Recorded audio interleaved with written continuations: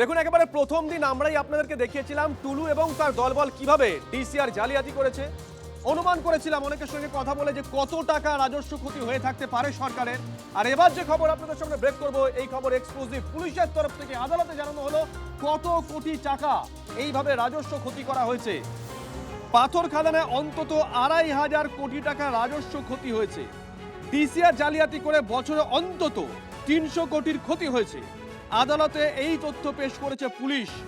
DCR জালিয়াতির পান্ডা ছিল টুলু মণ্ডলী।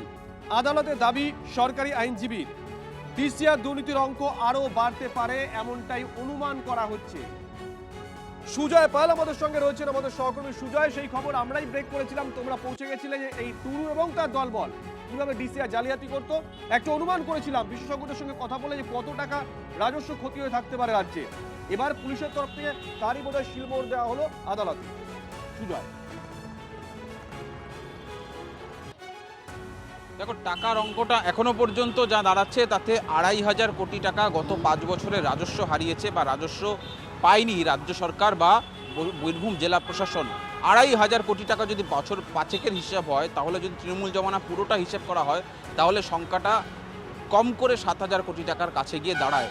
বছরে ৩০০ থেকে ৫০০ কোটি টাকা ৩০০ থেকে ৫০০ কোটি টাকা রাজস্ব হারিয়েছে রাজ্য। তাহলে এই টাকাটা গেছে কার কাছে? গেছে টুলু মণ্ডলের কাছে। আর সেটা কারা নিশ্চিত করেছে? রাজ্যের ভূমি ও রাজস্ব দফতর। তার কারণ এই টুলু মণ্ডল বা শেখ নাজিবুদ্দিনের তদন্ত শুরু করতে গিয়ে তারা যখন এই জাল ডিসিআর কারখানা এবং জাল ডিসিআরের নথি হাতে পেল, তখন তারা এই নথি নিয়ে সরাসরি ভূমি রাজস্ব দপ্তরের যারা আধিকারিক তাদের সামনে সেই নথি রাখেন। সেই ভূমি রাজস্ব দপ্তরের আধিকারিকরা নিশ্চিত করেন যে না, এটা ভূমি রাজস্ব দপ্তরের ইস্যু করা বৈধ ডিসিআর নয়, সম্পূর্ণটাই জাল। সুতরাং সেই জাল ডিসিআর থেকে বছরে যদি ৩০০ থেকে ৫০০ কোটি টাকা রাজস্ব ক্ষতি হয়ে থাকে তাহলে রাজ্যের, তাহলে এই ২৫০০ কোটি টাকা গত ৫ বছরে তাহলে কোথায় গেল? টুলু মণ্ডলের কাছেই গেল। এই ২৫০০ কোটি টাকার সম্পত্তি তাহলে কোথায়? এখনো পর্যন্ত পুলিশ যে সম্পত্তি ট্র্যাক করতে পেরেছে, তার বিভিন্ন ব্যাংক অ্যাকাউন্ট, বিভিন্ন প্রপার্টি যেগুলো রয়েছে, স্থাবর অস্থাবর সম্পত্তি, সেখান থেকে সংখ্যাটা ৩০০ কোটির কাছে দাঁড়াচ্ছে। কিন্তু তাহলে বাকি টাকা গেল কোথায়? বাকি টাকার পুরোটাই কি বিদেশে পাচার, নাকি বাকি টাকা অন্যদেরকেও ভাগ দিতে হয়েছে? তার কারণ আমরা জানি এত বড় একটা সিন্ডিকেট, এত বড় রাজত্ব সাম্রাজ্য টুলু মণ্ডল বা এই নাজিবুদ্দিন একা সামলাতে পারেননি। পুলিশকে তাকে টাকা দিতে হয়েছে, টাকা এসেছে সেই সময় শাসক দলে যারা মাথায় ছিল তাদের কাছেও। তাহলে সেই টাকার বেনিফিশিয়ারি কারা কারা রয়েছে এবং সেই টাকা কোথায় কোথায় রয়েছে? বিজেপি বিধায়ক এই মুহূর্তে আমাদের সঙ্গে রয়েছেন। সজল বাবু, শুভজিৎ রয়েছে। আপনার নিশ্চয়ই মনে আছে আমরা এই খবর সবার আগে ব্রেক করেছিলাম টুলু এবং তার দলবল কিভাবে ডিসিআর জালিয়াতি করতো। আমরা সেদিনকে একটা অনুমান করেছিলাম বিশেষজ্ঞদের সঙ্গে কথা বলে যে কত কোটি টাকা রাজ্যের রাজস্ব ক্ষতি হয়ে থাকতে পারে। আজকে পুলিশের তরফ থেকে আদালতে যেটা দাবি করা হয়েছে, পুলিশের তরফ থেকে দাবি করা হয়েছে অন্তত ২৫০০ কোটি টাকা রাজস্ব ক্ষতি হয়েছে পাথর থেকে শুধুমাত্র বিগত ৫ বছরে। অন্তত ২৫০০। এখন প্রশ্ন হচ্ছে টাকাটা গেল কোথায়? টাকা বিদেশে পাচার হয়েছে, কে কে বেনিফিশিয়ারি, এই প্রশ্ন উঠছে। ২৫০০ কোটি টাকা তো মানে আমাদের ভারতবর্ষের আদানি আম্বানিদের কাছে কত আছে সেটা তো আমার জানা নেই। অনেক বড় বড় ইন্ডাস্ট্রিয়ালিস্টের ঘরে নেই প্রথমত। আর দ্বিতীয়ত এই ২৫০০ কোটি টাকা যে রাজস্ব লস হয়েছে, হ্যাঁ নিশ্চয়ই সেইটা তো কারোর না কারোর ঘরে ঢুকেছে। সেটা তো একা টুলু মণ্ডল খেয়ে যাবে এটাও তো হতে পারে না। আমার বক্তব্য হচ্ছে যে এরা সাম্রাজ্য বানিয়ে ফেলেছিল, আর সেই সাম্রাজ্যের যারা মাথা ছিল তাদের লোকে ডিম মারবে না, কাদা মারবে না তো মারবেটা কি? আমি বলছি এটা একটা টুলু মণ্ডল ২৫০০ কোটি টাকার, একটা টুলু মণ্ডল। শুধু আপনার বীরভূমে এরকম ১০টা টুলু মণ্ডল, অনুব্রত মণ্ডল, এরা সবাই আছে। তারপর ওর সাগরের তার কি নাম জানো, যার ঘর থেকে টাকা পয়সা সব বেরিয়েছে। তো আপনারা ভাবুন, আমি যেটা বলি, আমি এটা মাঝে মাঝেই বলি, অনেকে হয়তো শুনে ভাবেন যে আমি এটা মজা করছি, যে তৃণমূলকে যদি ভালো করে ছাড়াই পোছাই করা যায়, আমাদের রাজ্যের যে ৮০০০ কোটি টাকা, ৮ লক্ষ কোটি টাকা যে দেনা আছে সেটা কিন্তু সেরে যাবে। পুরো দেনাটা শোধ হয়ে যাবে যদি এদেরকে ভালো করে ঝাড়া যায়। এদেরকে ভালো করে ধোলাই করে ঝাড়াই পোছাই করলে আপনি দেখবেন এই ৮ লক্ষ কোটি টাকা দেনা আগামী ৬ মাসের মধ্যে মিটে যাবে। এই যে ভাইপোর এত চোখের ব্যথা, চোখের নয়, এটা বুকের। কেন? এইসব কারণেই তো সমস্যা। ও জানে ও ঢুকলে আর বেরোবে না। তা আমি অনুরোধ করব। অসংখ্য ধন্যবাদ সজলদা। ESR গুলো আমরা সিজ করেছি বিভিন্ন জায়গায়, সেইগুলো সবই ফোর্জ। এই রিপোর্ট বিএলআরও ক্লিয়ারলি দিয়ে দিয়েছে। অর্থাৎ এগুলোকে ছাপানো হতো, ছাপাখানা আমরা অস্তিত্ব পেয়েছি এবং সাবসিকুয়েন্টলি এগুলোকে ব্যবহার করে আমাদের প্রতি বছর কমসে কম 250 থেকে 300 কোটি টাকা গভর্নমেন্ট মানি বিভিন্নভাবে বেরিয়ে গেছে, তার অ্যাসেসমেন্ট চলছে এবং দেখা যাক পরবর্তীকালে এটা কি আসে। যেহেতু পেলাম যে ডকুমেন্ট ফোরজারি হয়েছে, ফোরজারি সেকশন অ্যাড করতে বলা জন্য আমরা প্রেয়ার করলাম কোর্টের কাছে। চিটিং হয়েছে, গভর্নমেন্ট তার টাকা পায়নি, আর এই টুলু মন্ডল অ্যান্ড আদার্স অ্যাসোসিয়েট সেই টাকা থেকে চিট করেছেন রেভিনিউটা না দিয়ে, এই পার্টে আমরা বলেছি। এবং এইগুলো সামনে রেখে এবং যেহেতু গাড়ি ভর্তি কাগজপত্র ফেস টাইমে বলে উনি ডিস্ট্রয় করার প্ল্যান করেছিলেন, সেটা আমাদের ইনভেস্টিগেট এজেন্সি ধরে ফেলেছে এবং সেই জন্য প্রমাণ লোপাটের সেকশন আমরা অ্যাড করেছি। এই টুলু এবং তার দলবল কিভাবে ডিসিআর জালিয়াতি করত সেদিনকেই আমরা প্রতিবেদন তুলে ধরেছিলাম। মোহাম্মদ নাজিমুদ্দিন মণ্ডল ওরফে টুলু মণ্ডল শুধুমাত্র সরকারের রাজস্ব ঘাটতি করেনি, সে সময়ের সঙ্গে সঙ্গে নিজের পকেটও ভরেছে বিভিন্ন রকম উপায় অবলম্বন করে। গোটা বীরভূম জুড়ে 800 থেকে 1000 তার নিজস্ব ট্রাক, ট্রেলার বা ডাম্পার চলত এবং এক্ষেত্রে একটা নিজস্ব যে পদ্ধতি বা পন্থা অবলম্বন করেছিল, তার ছিল একটা বিশেষ চিট কোড। গোটা বীরভূম জুড়ে যে সমস্ত লরি, ট্রেলার বা ডাম্পারে এমএসপি লেখা থাকবে, অর্থাৎ Mondal stone product private limited লেখা থাকবে এবং সেই গাড়িতে থাকবে একটি বিশেষ মোবাইল নম্বর যার লাস্টের 4টে ডিজিট 7719। এই দুটি চিট কোড থাকা মানে সেই ডাম্পার বা ট্রেলারকে কোনো পুলিশ বা কোনো প্রশাসনের আধিকারিক কোথাও আটকাবে না। এমনকি যেখানে ডিসিআরটা ইম্পর্টেন্ট হয়, জাল বা আসল যেটাই হয়ে থাক, ডিসিআর ছাড়া কোনোভাবেই খনি থেকে পাথর বা বালি বেরোবে না।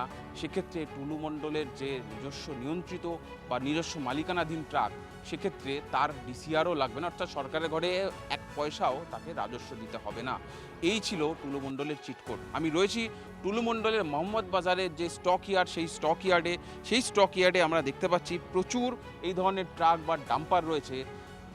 এই মুহূর্তে সেগুলিকে পুলিশের নির্দেশে সেগুলিকে আটকে রাখা হয়েছে বা বাজেয়াপ্ত করা হয়েছে। তবে এমন একটা ট্রাক আমরা খুঁজে পেয়েছি যেখানে এমএসপি লেখা এখনও রয়েছে।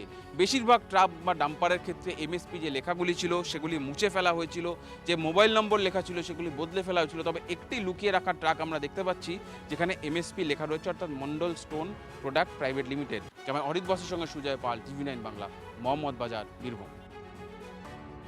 আর এই যে সরকারের হাজার হাজার কোটি টাকার রাজস্ব ক্ষতি হয়েছে, সেই টাকা টুলু মণ্ডলের কাছেই তাহলে ছিল, সে কাউকে দিয়েছিল, কোথায় কোথায় রেখেছিল, তারই খোঁজ করতে এবার টুলু মণ্ডলের ঘনিষ্ঠদের বাড়িতে সেখানে তল্লাশি শুরু করেছে পুলিশ। পূর্ব বর্ধমানের আউশগ্রামে টুলু মণ্ডলের ঘনিষ্ঠদের বাড়িতে অভিযান, ভেদিয়ার কাটাটিকুড়ি গ্রামে পুলিশের যৌথ হানা। পাথর ব্যবসায়ী টুলু মণ্ডলের আত্মীয় মুর্শিদ কালাম মণ্ডল ওরফে কাজল আনা হয়েছে বম্ব স্কোয়াডও এবং মোজাম্মেল হক মণ্ডল নামে এক পাথর ব্যবসায়ীর বাড়িতেও অভিযান তদন্তকারীদের। অভিযানের সময় বাড়ির বাইরে পাহারায় কেন্দ্রীয় বাহিনী। ইতিমধ্যেই বাজেয়াপ্ত করা হয়েছে টুলুর 220 কোটির সম্পত্তি। টুলুর আত্মীয় মিনার মণ্ডলের বাড়ি থেকে উদ্ধার হয়েছে টাকা সোনা মিলিয়ে প্রায় 50 কোটির সম্পত্তি। তাহলে এই যে সরকারের হাজার হাজার কোটি টাকার রাজস্বর ফাঁকি দিয়েছে সেই রাজস্ব, এই পরিমাণ টাকা তাহলে কোথায় গেল, এই সবটা খোঁজের জন্যই এবার অভিযান চালানো হচ্ছে টুলু মণ্ডলের আত্মীয়দের বাড়িতে, ঘনিষ্ঠদের বাড়িতে তল্লাশি অভিযান।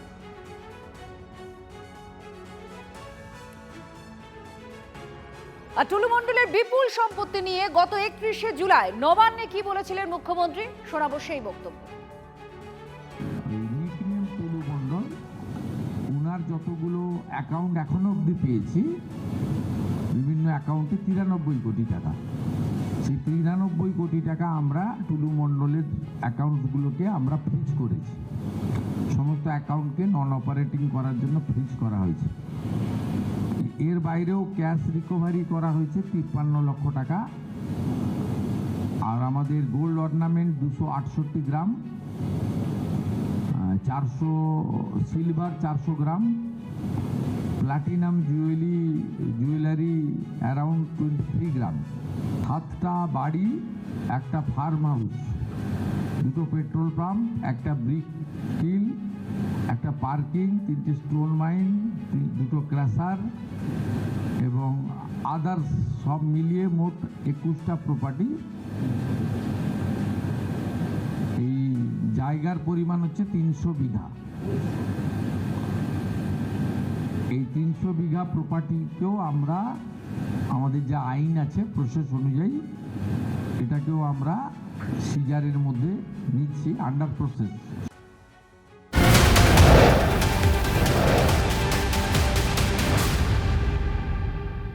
ব্যাক টু ব্যাক আরো একটা খবর ব্রেক করছি আমরা। টুলু মণ্ডলের বিরুদ্ধে হুলিয়া জারির নির্দেশ। টুলু মণ্ডলের সহযোগী রহিমউদ্দিনের 4 দিনের পুলিশি হেফাজত। টুলু মণ্ডলের ম্যানেজার শীতেশের 21শে আগস্ট পর্যন্ত জেল হেফাজত।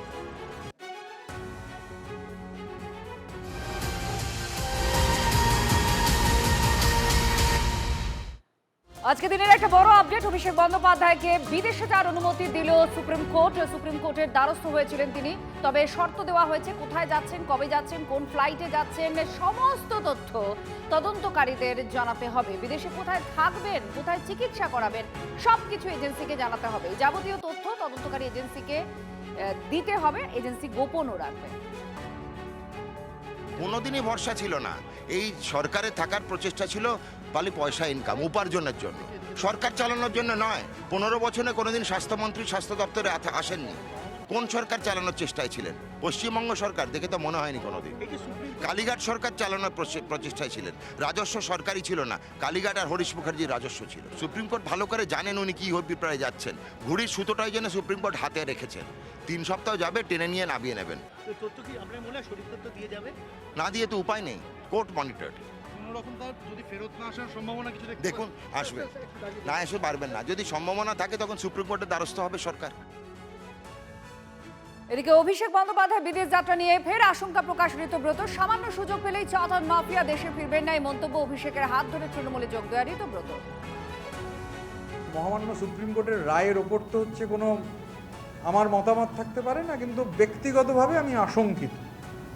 কেননা আমি এখনও বিশ্বাস করি যে ন্যূনতম সুযোগ পেলেই এই চার্টার্ড মাফিয়া তিনি আর দেশে ফিরবেন না। এখন ডেফিনেটলি 3 সপ্তাহ আপনাকেও ওয়েট করতে হবে, আমাকেও ওয়েট করতে হবে। 3 সপ্তাহ বাদে যদি উনি ফেরেন তাহলে একরকম, যদি উনি না ফেরেন তাহলে আমার যেরকম আশঙ্কা রয়েছে সেই আশঙ্কা সত্যি বলে প্রমাণিত হতে পারে। সেটিংয়ের ফাঁদ পাতা ভুবনে কোথায় কে ধরা পড়ে কে জানে। সম্পূর্ণ আইনের বিষয়। অভিষেক বন্দ্যোপাধ্যায়ের চোখে ভয়ানক চোট দুর্ঘটনায় হয়েছিল এবং একটি বিরল চোট, চোখের মণি ধারণকারী যে সূক্ষ্ম হাড়গুলো সেই হাড় চুরমার হয়েছিল, ফলে মণিটার ধারণ ক্ষমতায় গণ্ডগোল হচ্ছিল। একাধিকবার অস্ত্রোপচার হয়েছে, খুব ডিটেল এর বাইরে আমি বলতে পারবো না। তিনি আবেদন করেছিলেন, সুপ্রিম কোর্ট তাকে সম্মতি দিয়েছেন। এবার আসি অভিষেক বন্দ্যোপাধ্যায় পিএ সুমিত রায়ের যে জিজ্ঞাসাবাদ ভবানী ভবনে চলছে সেই খবর। 11টা নাগাদ গিয়েছিলেন, প্রায় 8 ঘন্টা হতে চলল। সুশোভন আমাদের প্রতিনিধি আপডেট দিচ্ছেন। সুশোভন, কি খবর? দেখো, 8 ঘন্টা হয়ে গেলেও এখনো পর্যন্ত কিন্তু যে জিজ্ঞাসাবাদ প্রক্রিয়া সুমিত রায়কে তা কিন্তু জারি রেখেছে ভবানী ভবনে। এবং তোমাকে জানিয়ে রাখি যে এই যে চাকরি দুর্নীতির যে মামলায় সেখানে প্রাক্তন তৃণমূল বিধায়ক সুজয় হাজরা তাকেও কিন্তু অ্যারেস্ট করা হয়েছিল। শালবনী আজকে যখন মেদিনীপুর জেলা আদালতে সুজয় হাজরাকে তোলা হয় তখন কিন্তু সিআইডির তরফ থেকে বলা হয় যে এই মামলায় অর্থাৎ ডেবরা থানার এই মামলায় সুজয় হাজরাকে তারা হেফাজতে নিতে চায়। আদালত নির্দেশ দিয়েছে আগামী বুধবার সুজয় হাজরাকে ডেবরা থানা সেখানে হেফাজতে নেবে। অর্থাৎ একদিকে সুমিত রায়ের বক্তব্য, অন্যদিকে সুজয় হাজরার বক্তব্য পাশাপাশি রেখে দেখা হবে যে আদতে কোথায় খামতি রয়েছে এবং টাকার কিভাবে ট্রানজাকশন হয়েছে। তার কারণ অভিযোগপত্রে বলা রয়েছে যে আদতে তাদের টাকার ট্রানজাকশন রয়েছে। এবং সুমিত রায় আজকে কখন বেরোন সেদিকে নজর থাকছে। ধন্যবাদ। রাঁচিতে ছাত্র বিক্ষোভ আর প্রবল উত্তাপ উত্তেজনা তৈরি হয়, কারণ পড়ুয়াদের আজকে বিধানসভা ভবন অভিযান ছিল আর তা নিয়ে পরিস্থিতি এতটা উত্তেজনাপূর্ণ হয়ে ওঠে। বিধানসভা ভবন ঘিরে অবস্থান এখন করছে, সেখানে লাঠিচার্জের ছবি আপনারা দেখতে পাচ্ছেন। পুলিশ আর বিক্ষোভকারী ছাত্রদের মধ্যে প্রায় ধস্তাধস্তিও হয়ে যায়। আন্দোলনকারীদের হঠাৎ পুলিশ এই মুহূর্তে সেই ছবি দেখতে পাচ্ছেন।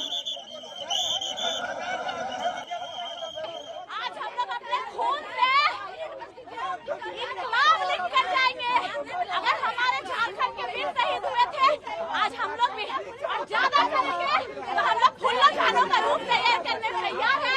हम जाएंगे, हमको लेके जाएंगे। एक महिलाओं के ऊपर अत्याचार किया ना, लाठी बरसाया ना, और जेंट्स पुलिस शर्म लगना चाहिए। महिला पुलिस रहता तो अलग बात थी, जेंट्स पुलिस, जबकि हम लोग शांति से बैठे हुए थे, देवेंद्र महतो के साथ अनशन में बैठे हुए थे, लेकिन ये पुलिस बर्बरता कर रही है।